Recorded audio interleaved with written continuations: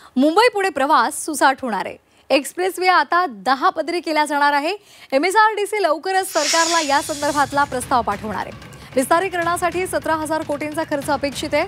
सध्या 6 पदरी असलेला मुंबई पुणे एक्सप्रेसवे आता 10 पदरी केला जाणार आहे। महाराष्ट्र राज्य रस्ते विकास महामंडळाने या संदर्भात निर्णय घेतला असून या संदर्भातला सविस्तर प्रस्ताव हा आता सादर केला जाणार आहे। येत्या 10 दिवसांमध्ये हा प्रस्ताव राज्य सरकारकडे मंजुरीसाठी पाठवला जाणार आहे। महामार्गाचं 10 पदरीकरण झाल्यास मुंबई पुणे प्रवास वाहतूक कोंडीमुक्त आणि त्याचबरोबर अधिक जलद होणार आहे।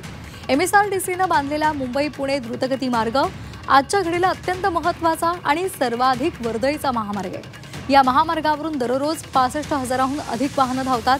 आता हा महामार्ग अपुरा पडू लागलाय आणि त्यामुळे वाहतूक कोंडीची समस्या भेडसावू लागली आहे। वाहन चालक आणि प्रवाशांच्या सुरक्षिततेचा प्रश्न सुद्धा निर्माण झालाय आणि हीच बाब लक्षात घेऊन एमएसआरडीसीने भविष्यातील वाढत्या वाहनांना सामावून घेण्यासाठी 6 पदरी महामार्गाचं रूपांतर आता 10 पदरी करण्याचा निर्णय घेतलाय।